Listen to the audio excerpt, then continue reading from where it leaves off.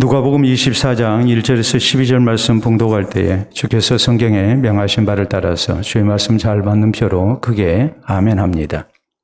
봉독합니다. 안식 후 첫날 새벽에 이 여자들이 그 준비한 향품을 가지고 무덤에 가서 돌이 무덤에서 굴려 옮겨진 것을 보고 들어가니 주 예수의 시체가 보이지 아니하더라. 이로 인하여 근심할 때에 문득 찬란한 옷을 입은 두 사람이 곁에 섰는지라.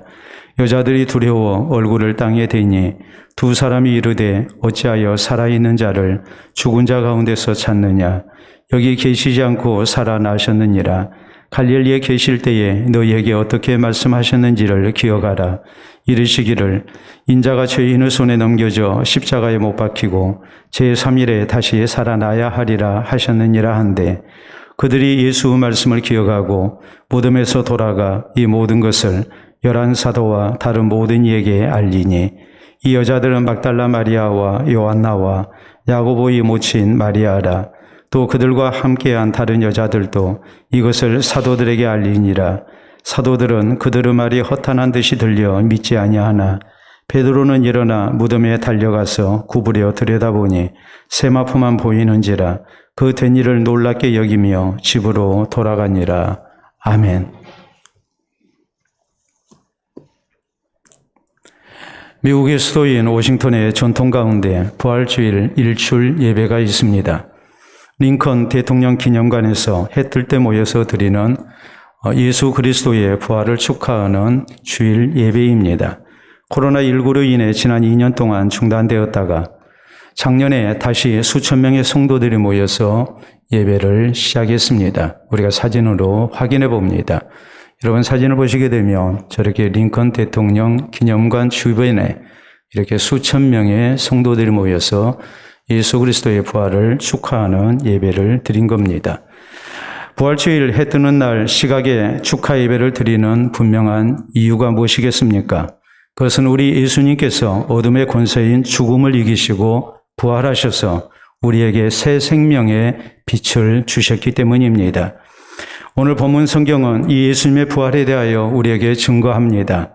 본문 성경에 보면 예수님의 부활 소식을 가장 먼저 들었던 사람들은 막달라 마리아를 비롯한 몇 명의 여자들이었습니다. 이 여자들은 예수님의 시신을 잘 보존하기 위하여 사용할 향품을 가지고 예수님의 무덤을 찾았습니다.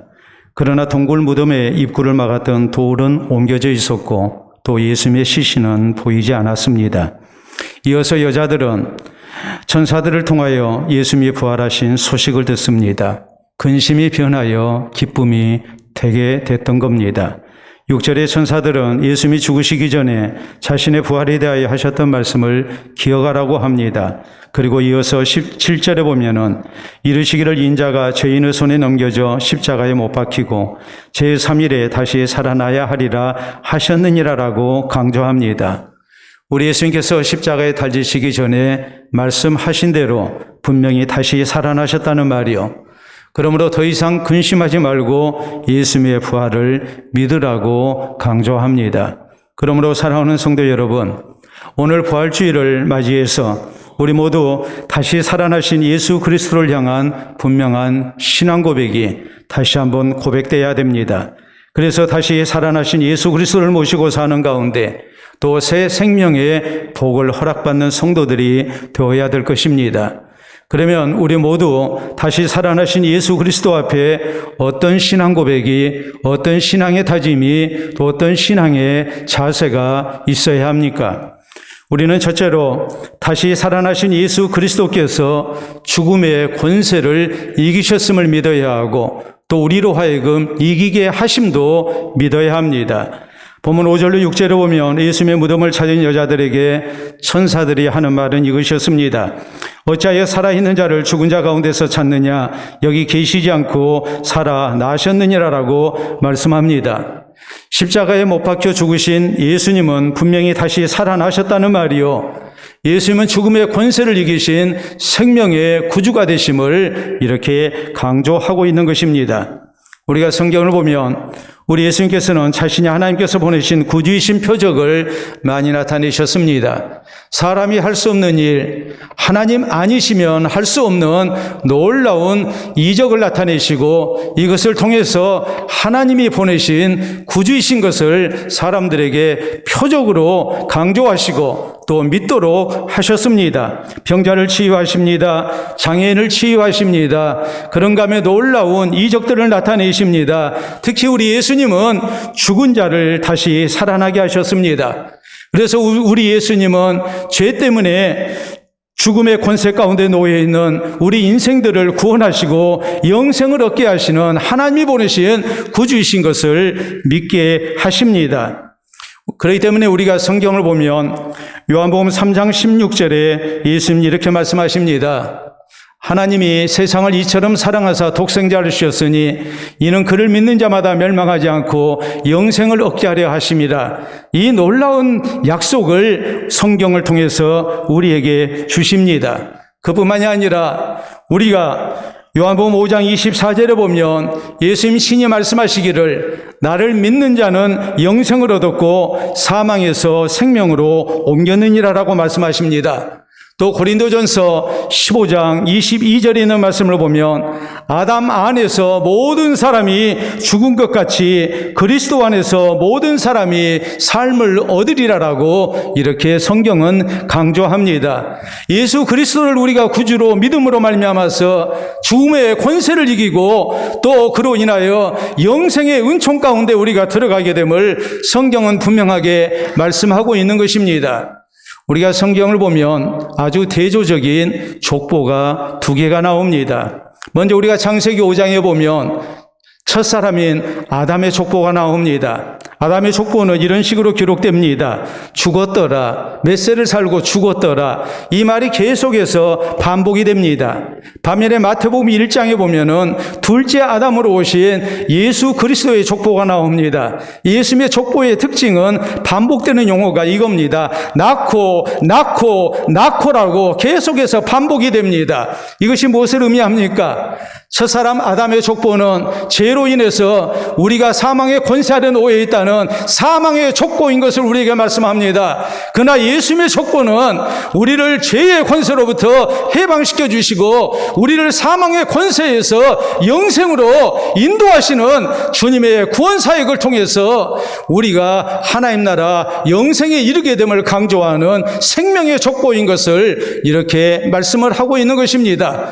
그렇기 때문에 우리가 예수님을 구주로 믿는다는 것은 사망의 족보에서 생명의 족보로 옮겨졌다는 것을 의미합니다. 성경은 이것을 우리에게 강조해서 우리가 예수님을 구주로 믿음으로 말미암아 구원 얻게 됨을 그리고 우리가 영생에 이르게 됨을 우리에게 분명하게 약속하고 있는 것입니다.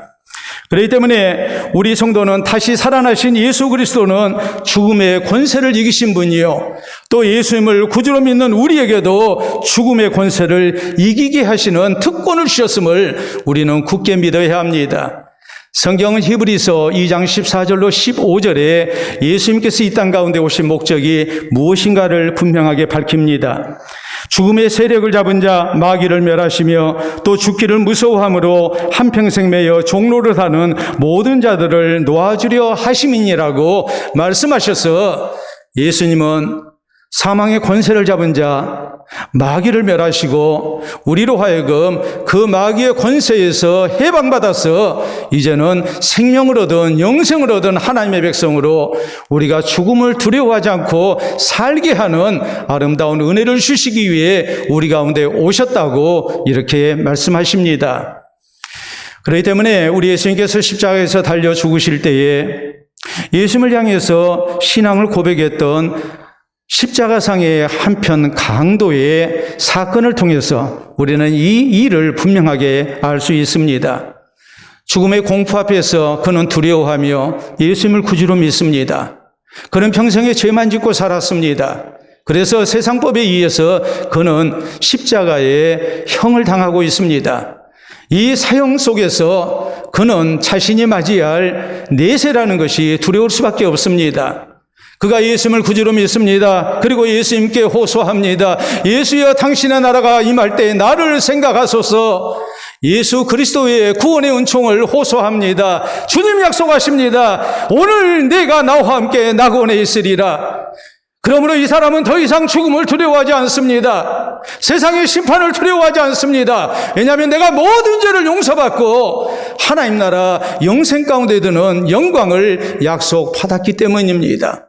그러므로 그는 죽음의 공포에서 벗어났고 평안한 가운데 자신에게 주어진 죽음을 받아들입니다.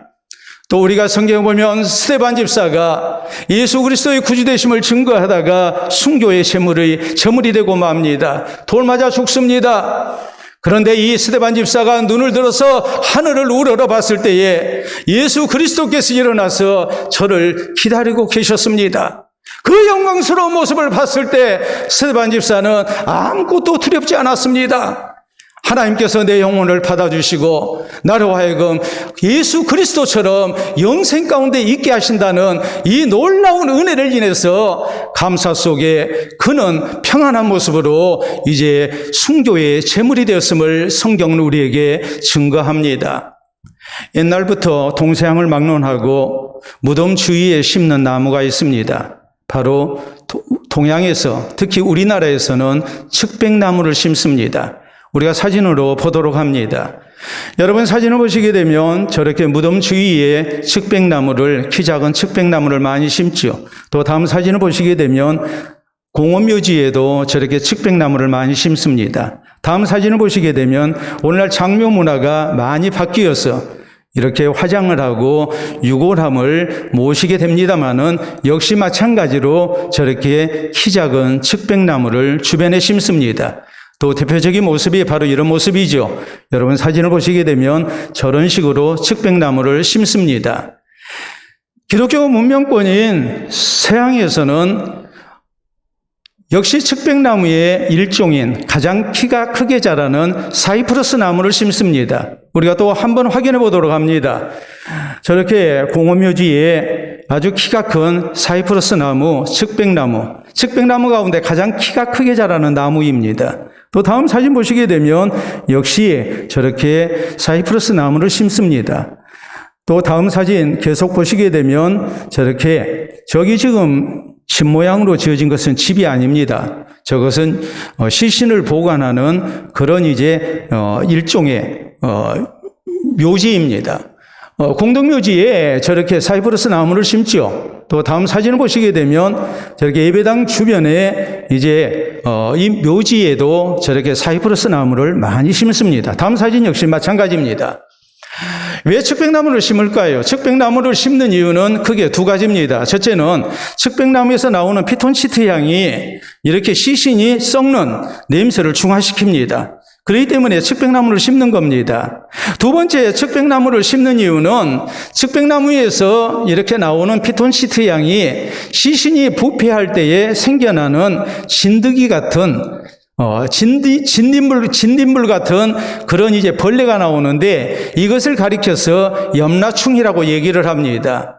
이 염라충이 생기는 것을 막아주기 때문에 이렇게 측백나무를 무덤 주위에 심는 겁니다. 그런데 기독교 문화권 서양에서 이렇게 가장 키가 큰 사이프러스 나무를 심는 이유는 사이프러스 나무는 한 40m까지 곧바로 하늘을 향해 자랍니다. 그렇기 때문에 이제 예수 그리스도를 구주로 믿고 하나님의 부르심을 받은 영혼이 이렇게 하나님 나라를 향해서 영생을 향해 나아간다는 것을 상징하는 뜻에서 이렇게 사이프러스 나무를 심는 겁니다. 무덤을 쓸 때에 주변에 측백나무와 이 사이프러스 나무를 심는 중요한 목적이 있는 것과 마찬가지로 그리스도인 신자가 세상을 뜨게 될 때에 그 영혼이 사망의 권세를 이기고 하나님 나라에 들어가게 됨을 고백하면서 이렇게 사이프러스 나무를 심는 겁니다. 그러므로 사랑하는 성도 여러분, 오늘 부활주일을 맞이해서 우리 모두에게도 이런 신앙 고백이 있어야 합니다. 오직 다시 살아나신 예수 그리스도만이 우리를 죄와 사망에서 구원하시는 구주이신 것을 우리가 다시 한번 고백해야 합니다. 이 다시 살아나신 예수 그리스도께서 나에게도 부활과 영생의 복을 주심을 우리는 굳게 믿어야 합니다. 그래서 다시 살아나신 예수 그리스도처럼 우리가 죽음의 권세를 이겨내고 또 천국의 영생을 확신하면서 살아가는 아름다운 은혜가 우리 모두에게 있기를 바랍니다. 둘째로, 다시 살아나신 예수 그리스도를 통해서 우리 성도는 하나님의 말씀을 굳게 믿고 순종하면서 살기를 다짐해야 합니다. 육체로 보면 천사들은 여기 계시지 않고 살아나셨느니라, 갈릴리에 계실 때 너희에게 어떻게 말씀하셨는지를 기억하라라고 강조합니다. 그리고 7절에 이르시기를 인자가 죄인의 손에 넘겨져 십자가에 못 박히고 제3일에 다시 살아나야 하리라 하셨느니라 한대라고 했습니다. 천사들이 여자들에게 예수님의 빈 무덤을 보고 근심 가운데 있는 이들에게 강조했던 것은 예수 그리스도의 부활에 대한 소식이었습니다. 아울러서 예수 그리스도의 부활은 어쩌다 일어난 우연한 사건이 아니라 이미 예수님께서 갈릴리에서 제자들에게 여러 차례 강조한 대로, 예언하신 대로 되어진 사건이라는 것을 기억하게 합니다. 예수님께서 십자가에 죽으실 것을 말씀하셨습니다. 그리고 제3일에 다시 살아나심을 주님은 또한 말씀하셨습니다. 이것을 기억하고 예수 그리스도의 빈 무덤을 통해서 예수님이 사망 권세를 이기시고 다시 살아나셨음을 믿어야 한다고 이렇게 강조한 겁니다. 그러므로 8절로 9절에 있는 말씀을 보면은 그들이 예수의 말씀을 기억하고 무덤에서 돌아가 이 모든 것을 11 사도와 다른 모든 이에게 알리니라고 이렇게 기록됩니다.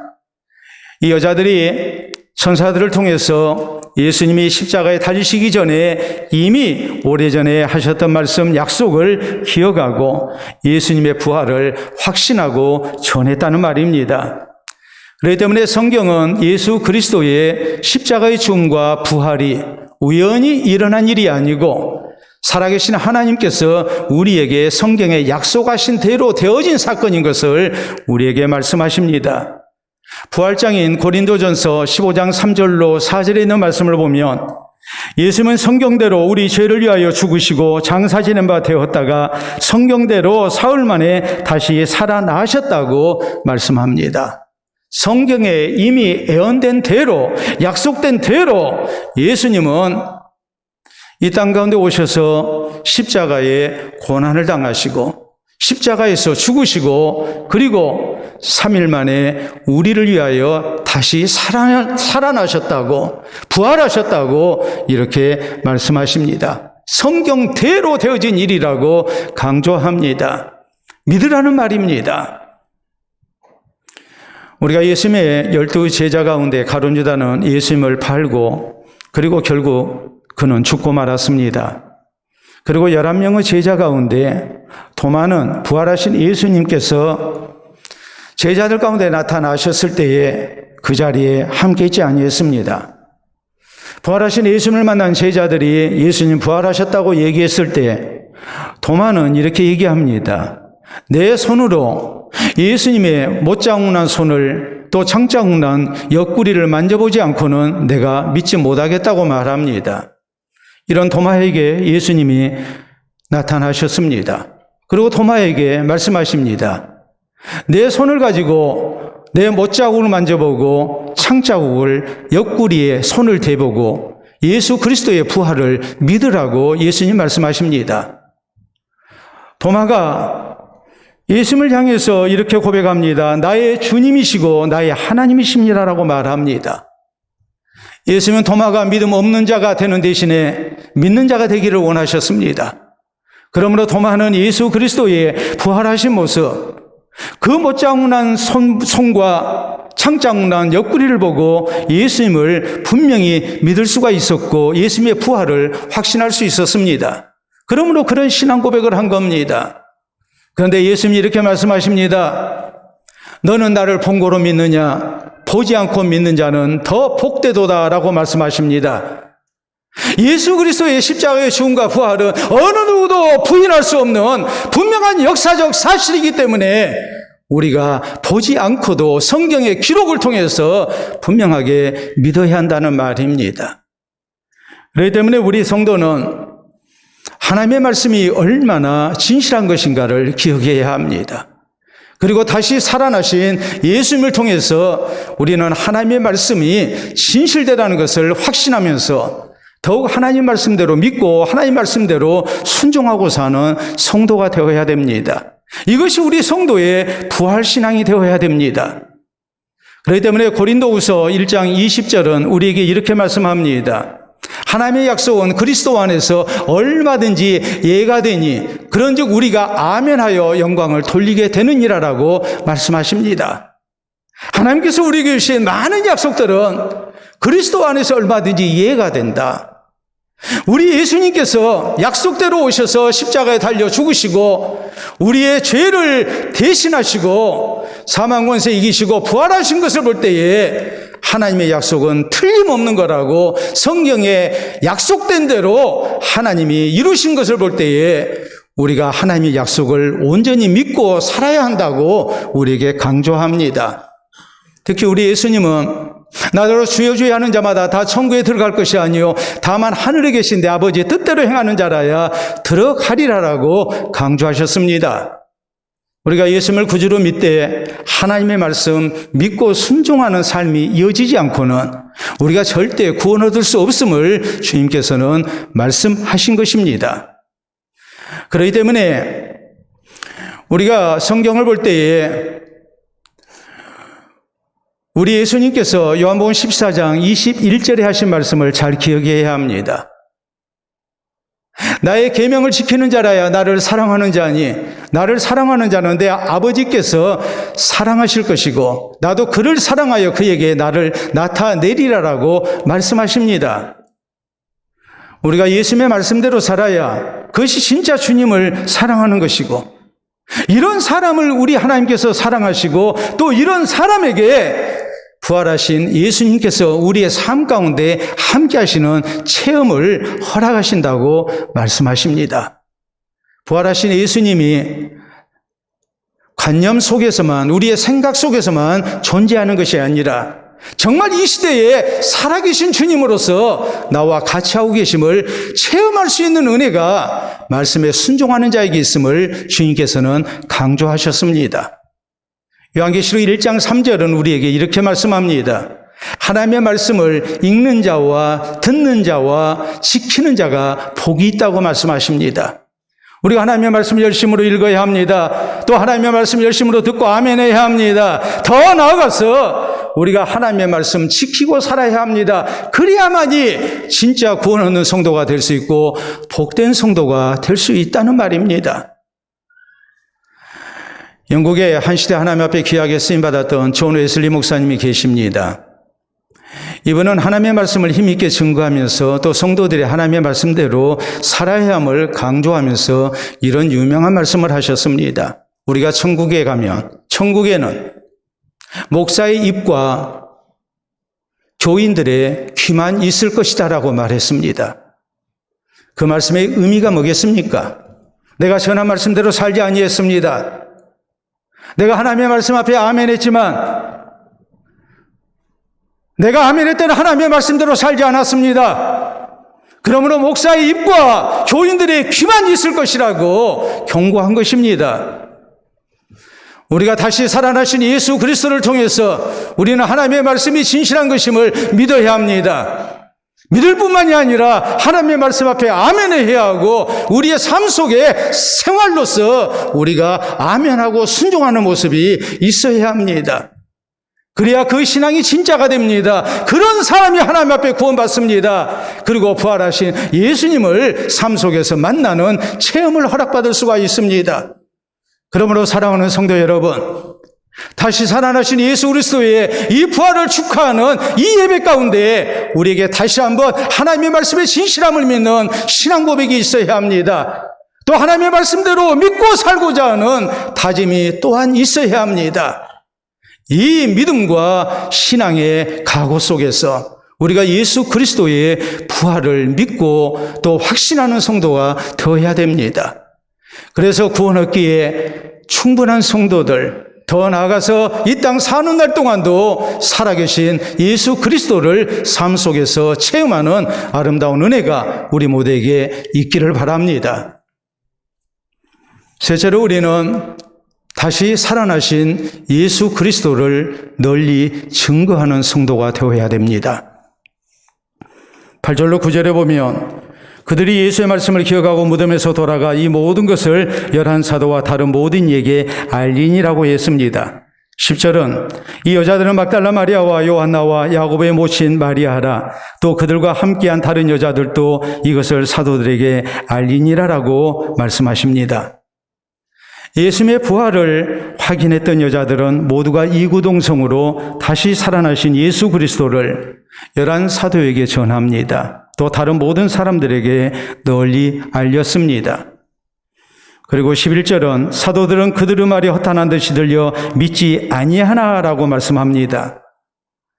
여자들 통해서 예수 그리스도께서 부활하셨다는 소식을 들었을 때에 그리고 무덤이 빈 무덤이라는 얘기를 들었을 때에 빈 무덤이 된 것은 다름이 아니라 예수 그리스도가 다시 살아나신 거기 때문에 그리 된 일이라는 이 천사들의 말을 전했을 때에 이 너무나 놀라운 소식 도저히 믿을 수 없을 만큼 큰 충격을 이제 제자들이 받았다고 말씀합니다. 그런데 12절에 베드로는 일어나 무덤에 달려가서 구부려 들여다보니 세마포만 보이는지라 그 된 일을 놀랍게 여기며 집으로 돌아가니라라고 했습니다. 누구보다도 열심히 있었던 제자인 베드로는 직접 무덤으로 찾아갑니다. 빈 무덤을 확인합니다. 시신을 싼 천인 세마포만 있었습니다. 그러므로 놀랍게 여깁니다. 이게 어찌된 일인지 궁금해합니다.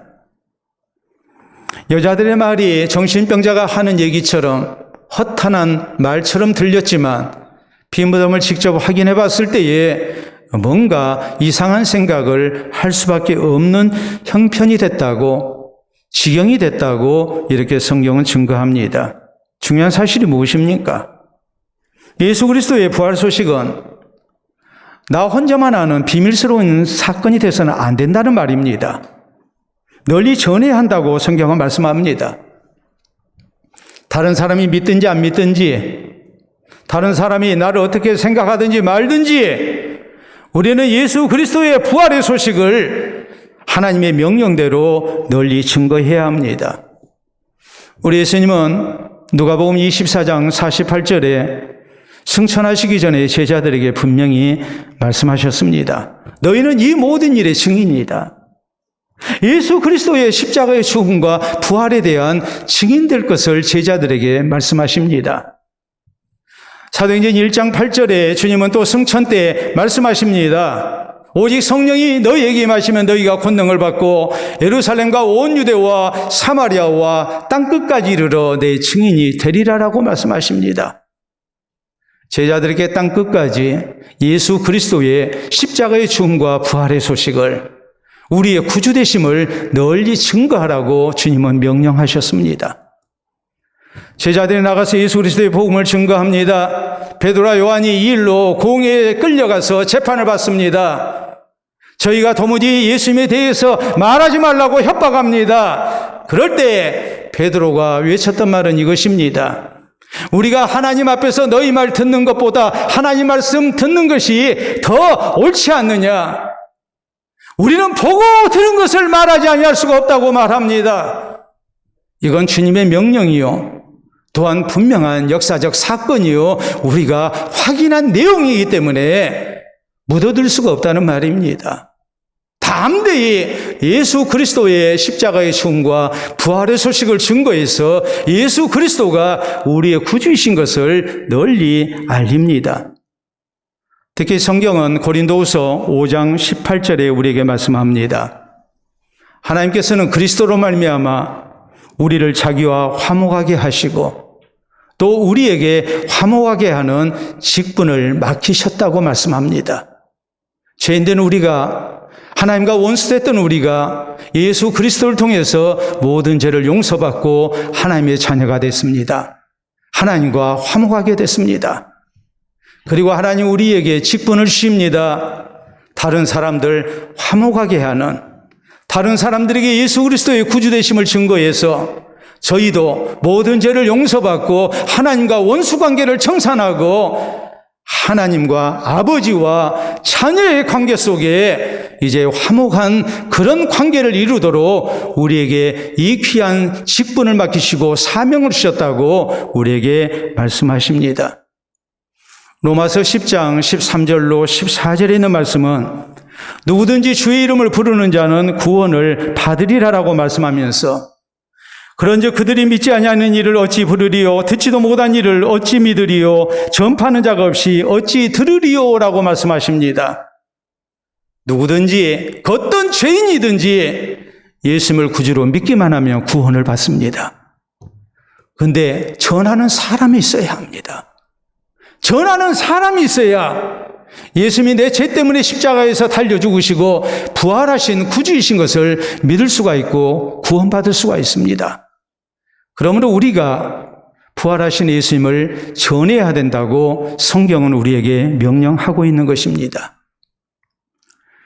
우리나라의 선교 시작은 언더우드 목사님과 아펜젤러 목사님 부부가 이 땅에 와서 시작이 됐습니다. 이분들은 1885년 4월 5일 지금의 인천항인 제물포항의 상륙에서 이 땅에 예수 그리스도의 복음을 증거하기 시작했습니다. 그날이 바로 그 해의 부활주일이었습니다. 인천광역시 중구 항동의 인천 중구경찰서 옆 공원에 가면은 한국 기독교 100주년 기념탑이 세워져 있습니다.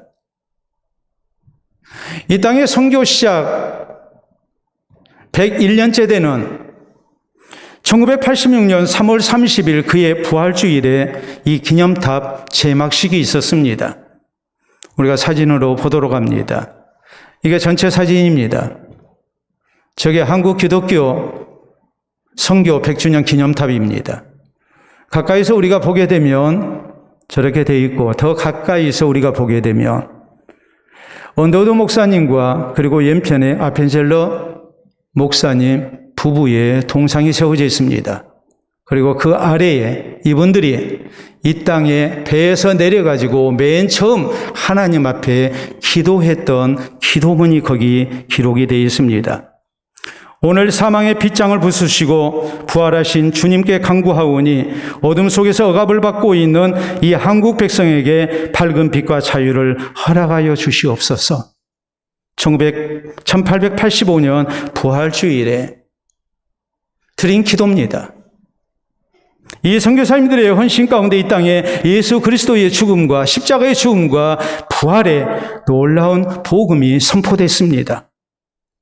이 땅에 생명의 빛이 비춰진 겁니다. 하나님의 구원 역사가 시작됐습니다. 그리고 오늘 우리가 구원의 백성이 돼서 이 자리에 있게 됐습니다. 그러므로 사랑하는 성도 여러분, 우리 모두도 다시 살아나신 예수 그리스도를 널리 증거해야 합니다. 오직 예수 그리스도만이 죄인된 우리의 구주 되심을, 또 예수 그리스도를 구주로 믿음으로 우리가 죽음의 권세를 이겨내고 천국의 영생을 얻을 수 있음을 우리가 널리 전해야 합니다. 그래서 우리를 통해서 새로운 구원의 역사가 이 땅 가운데 또 우리 주변에서 많이 나타나는, 또 이방에서 나타나는 아름다운 역사가 있기를 바랍니다. 작년 9월 19일 영국의 엘리자베스 영국 여왕 96세의 나이로 이렇게 세상을 떴고 장례식이 국장으로 거행이 됐습니다. 여왕의 관을 운구하고 난 다음에 장례 행렬 때에 5분 간격으로 예포를 쐈습니다. 이 국장은 57년 만에 있게 된 국장입니다. 57년 전인 1965년에 처칠 수상이 세상을 떴을 때에 국장으로 치러졌습니다. 국장은 왕족이 아니고는 허용이 되지 않습니다. 그러나 처칠이 제2차 세계대전을 승리로 이끌었기 때문에 수상으로서의 그의 엄청난 공적을 기념하면서 국가에 대한 공헌을 이렇게 보답하는 뜻에서 국장으로 거행을 했습니다. 1965년 처칠이 90세가 됐을 때 그는 죽음을 앞두고 이런 유언을 남깁니다. 내 장례식을 할 때에 나팔을 2번 불어달라. 처칠이 말했던 나팔을 2번 분 의미는 바로 이런 거였습니다. 전쟁터에서 오래도록 헌신됐던 처칠의 입장에서 첫 번째 나팔은 취침나팔입니다. 두 번째 나팔은 기상나팔입니다. 취침나팔을 불게 되면 군인들이 하루 일과를 끝내고 잠자리에 듭니다. 고난 잠을 자다가도 새벽에 기상나팔이 울리게 되면 모두가 다 기상을 해야 합니다. 처칠이 말했던 2번의 나팔을 장례식 때 불어달라는 것은 무엇을 의미하겠습니까? 이것은 그의 신앙 고백이었습니다. 예수 그리스도를 믿는 성도에게는 죽음이 잠자는 겁니다. 그렇기 때문에 첫 번 나팔을 통해서 그는 하나님의 품에 잠잔 걸로 자기의 영혼을 하나님이 받아주신 걸로 이해했습니다. 두 번째 나팔은 예수 그리스도의 재림 때 천사들의 호령과 나팔 소리 가운데 우리 예수님께서 우리 가운데 임재하시게 될 텐데 그때에 죽었던 영혼들이 다시 일어나게 됨을 부활의 영광이 있음을 그는 확신하면서 2번의 나팔을 불어달라고 했던 것입니다. 그러므로 처칠의 장례식이 국장으로 거행됐지만 예포를 쏘지 않았습니다. 그리고 그의 유언대로 나팔을 2번 불었습니다. 사랑하는 성도 여러분, 오늘 예수 그리스도의 부활주일에 우리 모두에게도 이 신앙 고백이 있어야 합니다. 다시 살아나신 예수 그리스도께서 죽음의 권세를 이기시고 또 우리로 죽음의 권세를 이기게 하셨음을 우리는 믿어야 합니다. 우리의 모든 죄가 용서받았습니다. 우리가 천국의 영생을 얻게 됐습니다. 이 아름다운 신앙 고백 속에서 우리가 죽음을 두려워하지 않고 우리가 하나님 나라 가는 영광을 얻도록 해야 합니다. 다시 살아나신 예수 그리스도를 통해서 우리는 하나님의 말씀이 얼마나 진실한가도 믿어야 합니다. 그리고 하나님의 말씀 앞에 우리는 더욱 순종하기를 힘쓰는 성도가 되어야 됩니다. 그래서 다시 살아나신 예수 그리스도께서 나의 삶 가운데 체험되어지는 은혜도 우리가 허락받아야 됩니다. 이 다시 살아나신 예수 그리스도, 우리의 구주 되신 예수 그리스도를 우리가 널리 증거해서 우리 하나님의 백성들을 주님의 품으로 인도하는 성도로 우리가 쓰임받아야 됩니다. 그래서 더욱 신실한 신앙생활을 힘쓰는 가운데 하나님 나라 영생을 향해서 나아가는 우리 모든 성도 되시기를 우리 주님의 이름으로 축원합니다. 우리 함께 기도합니다. 오늘까지 나의 신앙생활의 모습은 어떠했습니까? 오직 이 땅의 편안함과 영광이었습니까?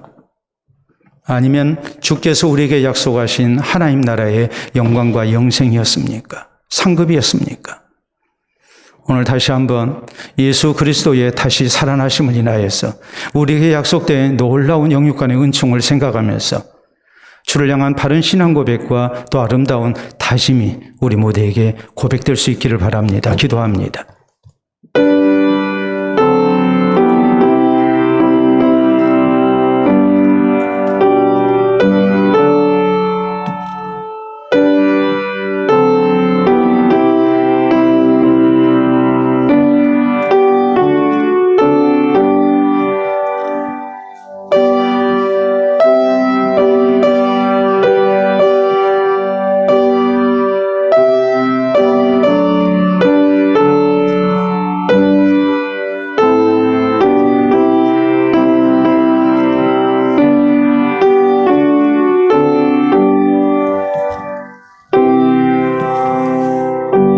이 시간도 살아계신 우리 아버지 은혜를 진심으로 감사합니다.